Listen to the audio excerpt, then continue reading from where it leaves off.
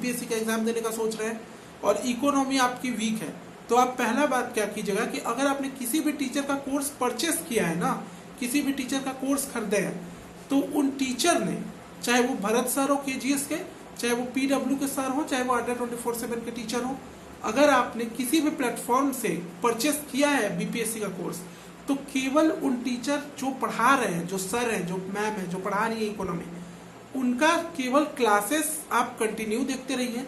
वो जो नोट्स आपको लिखवा रहे हैं वो नोट्स आप कंप्लीट करते रहिए। और मॉक टेस्ट, टेक्स्ट बुक पर जो मॉक टेस्ट होते हैं उनको आप छोड़िएगा मत। मॉक टेस्ट जो होता है ये प्लीज़ आप दीजिए ये मॉक टेस्ट। इससे क्या होगा कि आपको पता चलेगा कि आपकी कौन कौन सी सब्जेक्ट वीक है और किस किस पॉइंट पर वीक है। और अगर आप कोई बुक चाहते हैं तो वो भी मैं आपको बता देता हूँ। अगर आप कोई बुक चाहते हैं तो पूर्वावलोकन करके एक बुक आती है, घटना चक्र की बुक है, ये बीपीएससी के लिए स्पेशली है, ठीक है, बीपीएससी के लिए। उसमें बीपीएससी 38 से लेकर बीपीएससी 71 तक, अब तो आ जाएगी बीपीएससी 71 प्रीलिम्स तक का सारा उसमें रखा होगा, अपडेटेड आ गया होगा। मेरे पास 70 बीपीएससी तक का है, 38 बीपीएससी से 70 बीपीएससी पुनर्परीक्षा तक उसमें दिया हुआ है। घटना चक्र के पूर्वावलोकन में अभी अपडेटेड आ गया होगा जिसमें 71 भी इंक्लूडेड होगा, तो आप वही खरीद लीजिएगा। और उसमें दिया होगा क्वेश्चंस और उसके नीचे दिए होंगे उसके सोल्यूशन। आपको क्या करना है कि क्वेश्चन भी याद करना है, उसके सोल्यूशन भी याद करना है। जिस सब्जेक्ट का वीक है, मैं सिर्फ इकोनॉमी की बात कर रहा हूँ इस समय। पॉलिटी पर मैं अलग से वीडियो बना दूंगा, केमिस्ट्री पर मैं अलग से बना दूंगा, फिजिक्स पर मैं अलग से बना दूंगा, बायोलॉजी पे अलग से वीडियोस आ जाएगी। अगर आपकी साइंस पोर्शन वीक है तो उस पर भी मैं अलग से वीडियो बना दूंगा, ठीक है, कि साइंस में आपको कैसे कैसे आगे बढ़ना है। तो अभी आपको इकोनॉमी के बारे में ये वीडियो है, तो ये वीडियो एक बार आप देख लीजिए, आप समझ जाइए कि कैसे कैसे क्या क्या करना है।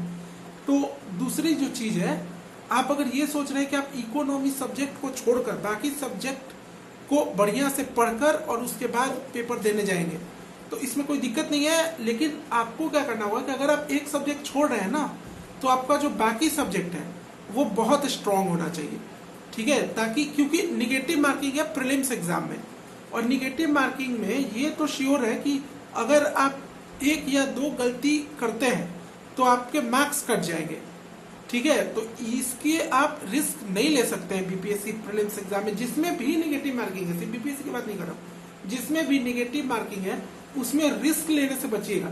अगर आप श्योर है कि ये उत्तर होगा क्वेश्चन का, तभी आप उसके जवाब दीजिएगा। अब देखिए आगे की बात रही, अब आप कंप्लीट कैसे कीजिएगा। आपने किसी टीचर का कोर्स परचेस किया है, उसके बाद उस टीचर का कोर्स लेकर आप उसको लिखते रहिए। अगर आपने किसी टीचर का कोर्स परचेस नहीं किया है तो आपको क्या करना है, अगर आपने किसी टीचर का कोर्स परचेस नहीं किया है तो आप मार्केट में जाइए, अपने नज़दीकी स्टोर पर, किसी भी पुस्तक महल या किसी भी टाइप के बुक बैंक टाइप का अगर आपके पास होगा आपके एरिया में, तो वहाँ पे आप जाइए और वहाँ से किसी भी टीचर का इकोनॉमी का नोट्स उठा लीजिएगा, ठीक है। इकोनॉमी के जो नोट्स है वो आप वहाँ से ले सकते हैं। केजीएस के भी नोट्स मिल जाएंगे, दृष्टि आईएएस के भी इकोनॉमी के नोट्स मिल जाएंगे, और पीडब्ल्यू के भी इजीली प्रोवाइड हो जाएंगे आपको किसी भी बुक स्टोर पर, ठीक है। तो आपको क्या करना है कि सबसे पहले इकोनॉमी में आपका बेस स्ट्रांग होना चाहिए।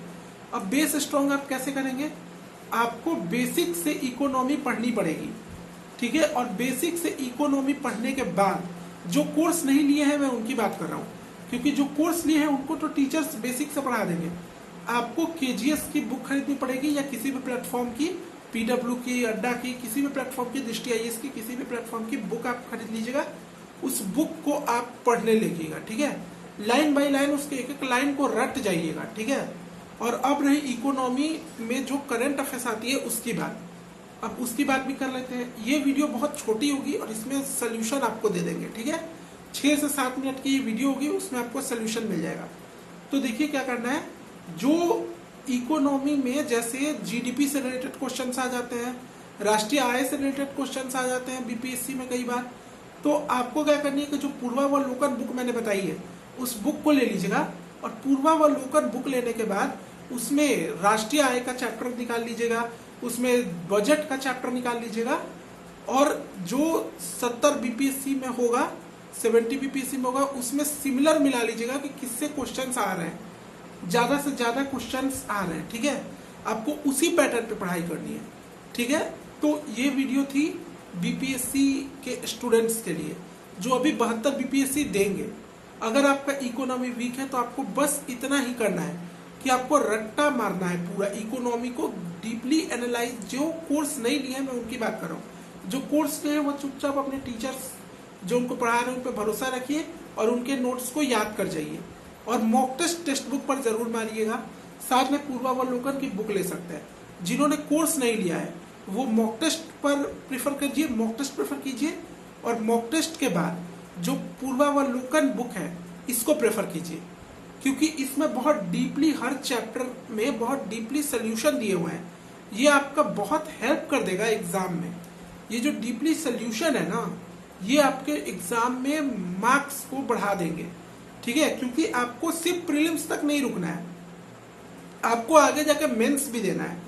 और जो बीपीएससी का मेंस है ये 900 नंबर का होता है, जिसमें paper 1, GS paper 2, GS paper 1, GS paper 2 और निबंध आते हैं, ठीक है। इसके अलावा हिंदी का वैकल्पिक पेपर वो अलग होता है, ऑप्शनल पेपर अलग होता है, उसको अलग देना होता है। तो मेंस पर मैं अलग से वीडियो बना दूंगा। अभी आपको सिर्फ प्रीलिम्स पर ध्यान देना है, क्योंकि 26 जुलाई टारगेट है, एग्जाम है 26 जुलाई को, और अभी है आज 2 अप्रैल जब मैं ये वीडियो बना रहा हूँ। तो अप्रैल मंथ आया, मतलब समझ लीजिए कि अप्रैल मंथ तो मुट्ठी में रेत की तरह चला जाएगा।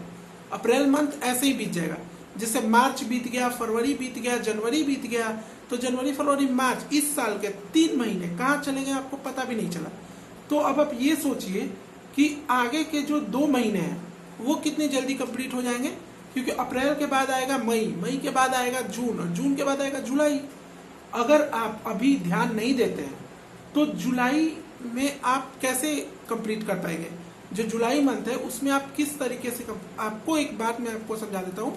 आपको क्या करना है, जो जब जुलाई मंथ 1 जुलाई आए ना, तब आपको सिर्फ मॉक टेस्ट देना है। उस समय आप सिलेबस नहीं पढ़ सकते, उस समय आपको रटना नहीं है, आपको सिर्फ मॉक टेस्ट देना है और मॉक टेस्ट पर ही आपको डिपेंड रहना है।